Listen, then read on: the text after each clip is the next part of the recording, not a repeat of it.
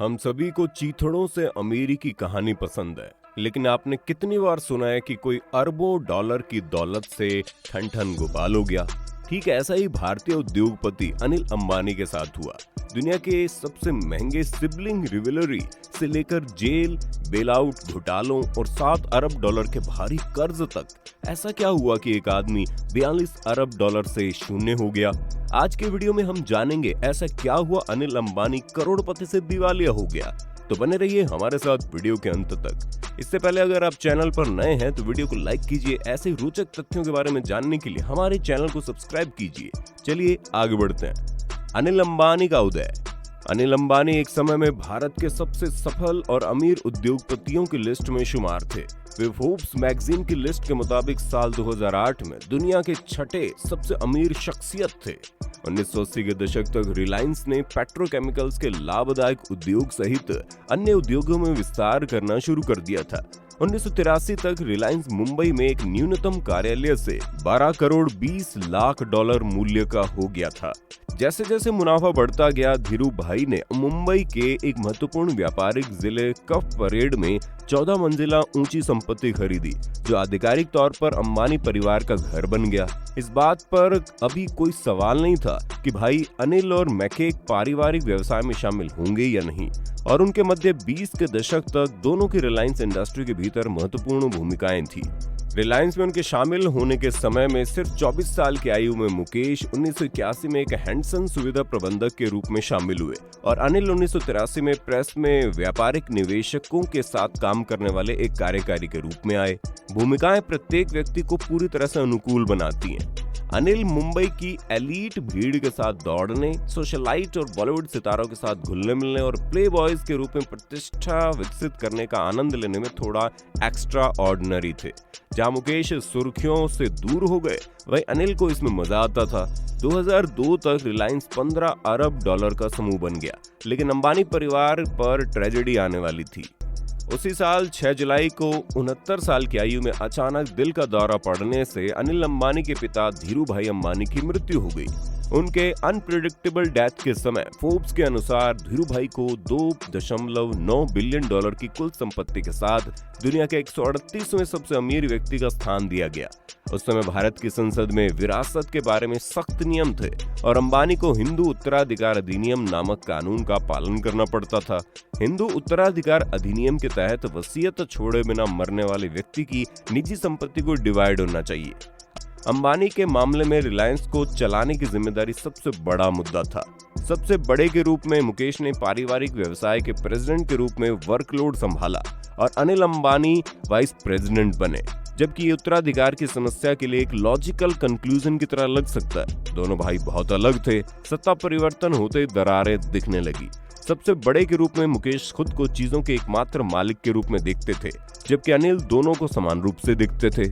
और ये एक ऐसे बिंदु पर पहुंच गई बात जहां प्रत्येक भाई एक दूसरे से मशवरा किए बिना कंपनी के लिए महत्वपूर्ण निर्णय ले रहे थे। भाइयों के बीच रिवलरी बिल्कुल एबनॉर्मल नहीं है, खासकर जब ये बहस करने की बात आती है तो कौन सबसे अच्छा है। रिलायंस को आधे हिस्से में मुकेश और एक को अनिल के स्वामित्व में विभाजित किया जाना था, जबकि चीजों को किसे चलाना चाहिए इस पर उनके विचार काफी डिफरेंट थे। रिलायंस को एक बहुउद्योग उद्यम के रूप में रखना था जिस पर दोनों भाई सहमत हो सके। मुकेश ने पहले से ही स्थापित लाभदायक कंपनियों अर्थात रिलायंस इंडस्ट्रीज और रिलायंस पेट्रोकेमिकल्स, जिनका मुख्य व्यवसाय गैस बेचना था, को अपने कब्जे में ले लिया। दूसरी ओर अनिल रिलायंस कम्युनिकेशन और रिलायंस पावर सहित नई चमकीली कंपनियों को लेना चाहते थे, जिन्होंने विकास के लिए बहुत अच्छा वादा दिखाया था। विभाजन में एक भातृ संघर्ष शामिल था, जिसमें कोई भी भाई 10 वर्षों तक अपने व्यवसाय के साथ कंपटीशन करने के लिए दूसरे के उद्योगों में प्रवेश नहीं कर सकता था।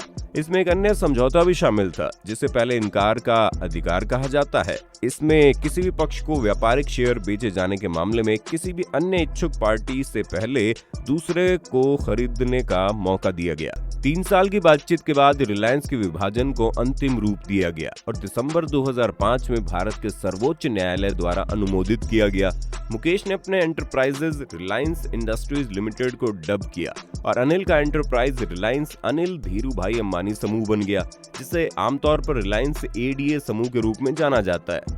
स्वर्णिम वर्ष एक एकल कार्य के रूप में अपने शुरुआती वर्षों में उनका पहला बड़ा एंटरप्राइज दूर संचार की दुनिया में था और उन्होंने रिलायंस कम्युनिकेशन नामक एक कम लागत वाले मोबाइल नेटवर्क प्रदाता के साथ उद्योग को सफलतापूर्वक बाधित किया। 90 के दशक के उत्तरार्ध में दूरसंचार उद्योग में की जा रही प्रगति के साथ तालमेल बिठाने के लिए इस उद्यम ने 3G वायरलेस सिग्नल प्रौद्योगिकियों को हासिल करने के लिए लगभग $2 बिलियन का निवेश किया। 3G तकनीक की ऊंचाई थी और जल्द ही रिलायंस कम्युनिकेशन पूरे भारत में नंबर 1 मोबाइल प्रदाता बन गया। अनिल हालांकि अपनी सफलता का आनंद लेने के लिए रुके नहीं और अगली पर चले गए। अपनी पकड़ को और मजबूत करने की अपनी खोज में अनिल ने 2005 में अपने सिनेमाघरों की श्रृंखला में लाभदायक एडलैब्स फिल्म्स को खरीदा। इसका नाम बदलकर रिलायंस मीडिया वर्क्स कर दिया गया। 2008 तक अनिल 700 से ज्यादा स्क्रीन के साथ भारत में सबसे बड़े मल्टीप्लेक्स ऑपरेटर के मालिक बन गए।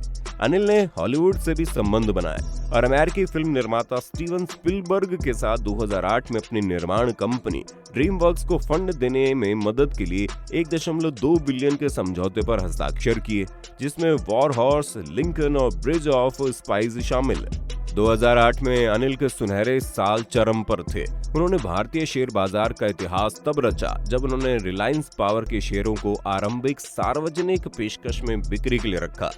कंपनी खत्म उपलब्ध शेयरों की संख्या के 10.6 गुना की मांग के साथ, जिनमें सभी को केवल 60 सेकंड में कुल 3 बिलियन में खरीदा गया।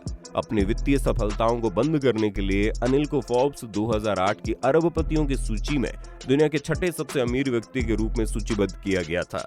आश्चर्यजनक रूप से उनके नाम $42 बिलियन थे और इन सब के बावजूद वो अभी भी पर्याप्त नहीं था और अनिल को अभी भी महसूस हो रहा था कि वो अपने बड़े भाई की छाया में है, जो उससे सिर्फ एक कदम आगे नंबर 5 की स्थिति में था, जो $43 बिलियन यानी कि $1 बिलियन से अधिक धनवान था। हालांकि अनिल को कम ही पता था कि उसकी ईर्ष्यालु महत्वाकांक्षा ही उसे गिराने वाली है। अनिल की समस्याएं वास्तव में तब शुरू हुई जब उन्हें पता चला कि उनकी मोबाइल कंपनी रिलायंस कम्युनिकेशन को बाजार में सफल होने के लिए अधिक संख्या में बिक्री करने की जरूरत है। मेगा विस्तार के लिए अपनी योजनाओं को फंड देने के लिए अनिल ने रिलायंस कम्युनिकेशन को आगे बढ़ाने के लिए टेक्नोलॉजी को आगे बढ़ाने के लिए कई बड़े लोन लिए। 3G क्षमताओं को प्राप्त करने में अनिल के $2 बिलियन के निवेश के लिए धन्यवाद। यह अनुमान लगाया था कि 3G विस्तार रिलायंस कम्युनिकेशन के लोन का लगभग 50% है। हालांकि सुरंग के अंत में एक रोशनी थी, क्योंकि उस समय रिलायंस कम्युनिकेशन दक्षिणी अफ्रीकी मोबाइल कंपनी MTN के साथ बातचीत कर रही थी ताकि दोनों कंपनियों को एक साथ एक मेगा मोबाइल विलय में जोड़ा जा सके। इससे भारत और दक्षिण अफ्रीका में 2 बढ़ते मोबाइल बाजारों में फैली एक शक्तिशाली वैश्विक टेलीकॉम फर्म बनने की उम्मीद थी, जिसका मूल्य $70 बिलियन से भी ज्यादा था। लेकिन विनाशकारी रूप से ये योजना विफल रही और अनिल के परिवार के एक सदस्य के लिए धन्यवाद। याद है वो right of first refusal agreement जो 2 भाइयों ने 2005 में साइन किया था। खैर, इस सौदे ने बिक्री या विलय की स्थिति में रिलायंस कम्युनिकेशन के शेयरों पर मुकेश को प्राथमिकता दी। इसने एक वैधता मुद्दा बनाया, जिसका मतलब था MTN सौदे को बंद करने के लिए तैयार नहीं था और ये जुलाई 2008 में गिर गया। अनिल की कर्ज सेटलमेंट के तरीके की उम्मीदें धराशायी हो गई। जैसे ही चीजें और भी बदतर नहीं हो सकती थी, अप्रैल 2011 में अनिल के प्रबंध निदेशक और 2 वाइस प्रेसिडेंट को रिलायंस कम्युनिकेशन द्वारा धोखे से शेयर की कीमतों को बढ़ाने के लिए निवेश की गई कंपनियों के लिए गलत कीमत वाले मोबाइल नेटवर्क लाइसेंस प्राप्त करने की साजिश रचने के संदेह में गिरफ्तार कर लिया गया। अब कर्ज और घोटालों के समुद्र में ऐसा लग रहा था कि आगे बढ़ने का एकमात्र तरीका ये था कि अनिल ने पहले ही जो पैसा उधार लिया था उसे चुकाने के लिए और भी पैसे उधार लिए जाएं।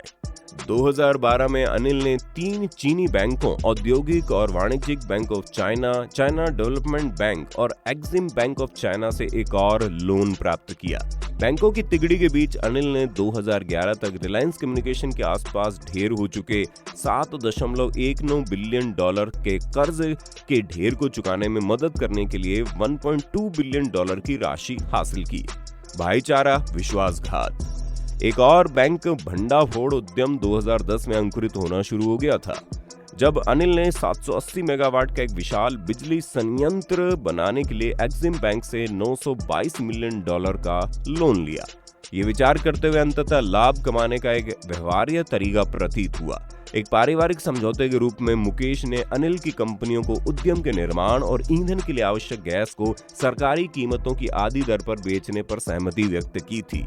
हालांकि जब निर्माण शुरू हुआ तो सरकार भाइयों के पहले से सहमत सौदे को मंजूरी नहीं देगी, क्योंकि अदालत ने तर्क दिया कि गैस की कीमतें व्यापक अर्थव्यवस्था के लिए उचित होनी चाहिए। दुर्भाग्य से अनिल के लिए और सौभाग्य से मुकेश के लिए इस फैसले का मतलब होगा कि बिजली संयंत्र के निर्माण से मुकेश का गैस मुनाफा दुगना हो जाएगा। ये महसूस करते हुए चल रही सहोदर रिवलरी में सिर्फ एक और चाल थी।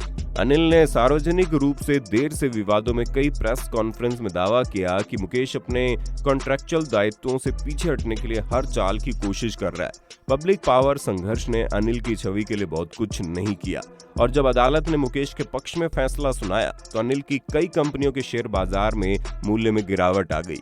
थकाऊ मामले के बाद भाइयों ने 2005 में अपनी मां के द्वारा उनके किए गए नॉन कम्पीट समझौते को रद्द करने पर सहमति व्यक्त की, जबकि नए समझौते में मुकेश ने अप्रैल 2022 तक गैस आधारित बिजली उत्पादन व्यवसाय में प्रवेश नहीं करने का वादा किया था।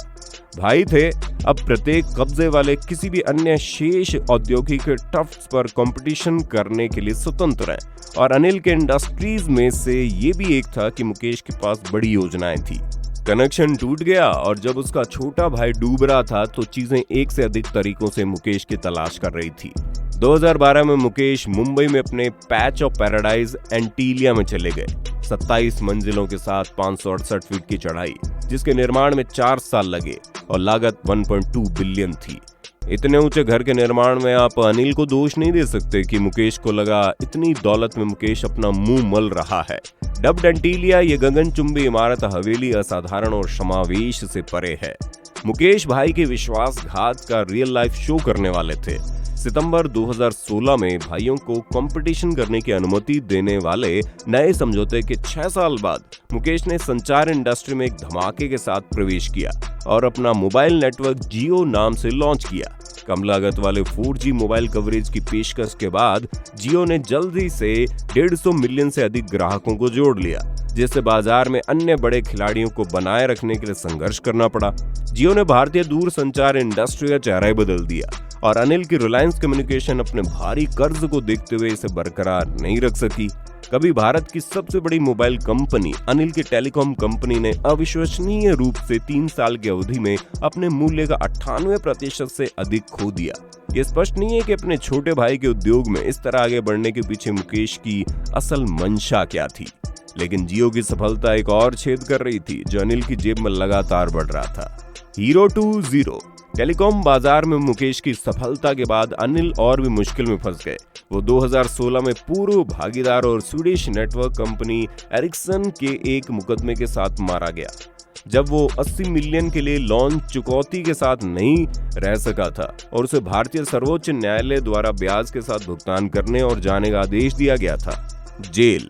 समय सीमा समाप्त होने से कुछ ही दिन पहले एक अप्रत्याशित स्रोत से सहायता प्राप्त हुई। अंबानी नाम को वित्तीय बर्बादी से दूर रखने का तरीका खोजने के लिए संघर्ष करते हुए मुकेश को पता था कि उन्हें कुछ करना होगा, और अनिल को पूरी तरह से डूबने से बचाने के लिए आवश्यक नकदी के साथ झपट्टा मारा। हालांकि ये भाईचारे के प्यार का कार्य लग सकता है, लेकिन अपने भाई द्वारा इस तरह से जमानत देना अनिल के लिए अपमान का चरम होगा। उनके वित्तीय झगड़े को देखते हुए एरिक्सन की असफलता के बाद अनिल को पता था कि दूरसंचार क्षेत्र में उनके दिन गिन चुके हैं। फरवरी 2019 में रिलायंस कम्युनिकेशन ने दिवालियापन के लिए दायर किया। जैसे ही चीजें और खराब नहीं हो सकती थी, वहां और भी उधारदाता थे जो अनिल के निशाने पर थे। जो कोई भी अनिल के घटते भाग्य का एक टुकड़ा चाहता है, उसे लाइन में लगना होगा, क्योंकि 2010 के उत्तरार्ध में दर्जनों लेनदारों द्वारा उसका पीछा किया जा रहा था। सबसे महत्वपूर्ण वे 3 चीनी बैंक थे जिन्हें अनिल ने अभी तक चुकाया नहीं था, जिन्होंने 2019 में उनके खिलाफ एक मामला लाया जिसमें दावा किया गया कि उन्होंने एक व्यक्तिगत गारंटी प्रदान की थी, उन्हें प्रतिपूर्ति की जाएगी। अनिल अंबानी द्वारा $1.2 बिलियन उधार लेने के 7 साल बाद वो केवल एक छोटे से अंश का भुगतान कर पाए और बैंक शेष $717 मिलियन के लिए कड़ी मेहनत कर रहे थे। अपने सिर के ऊपर से बढ़ते हुए ऋणों के कभी ना खत्म होने वाले समुद्र के साथ अनिल अंबानी आखिरकार एक ऐसे मुकाम पर पहुंच गए जो सिर्फ 10 साल पहले असंभव लगता था। 7 फरवरी 2020 को दर्शकों के सदमे में अनिल ने असाधारण दावा किया कि 2008 में उनके पास 42 बिलियन डॉलर की चमकदार संपत्ति थी, जो अब शून्य हो गई है। तो दोस्तों, ये थी अनिल अंबानी के अर्श से फर्श तक के सफर को ले जाने वाली छोटी सी वीडियो। आशा करता हूँ ये आपको पसंद आई होगी। अगर आपको वीडियो अच्छा लगा तो लाइक और शेयर करना मत भूलना। अगर आप हमारे चैनल पर पहली बार आए हैं तो सब्सक्राइब भी कर लो इसे। अभी के लिए इतना ही, मिलते हैं अगले वीडियो में। तब तक जय हिंद, वंदे मातरम।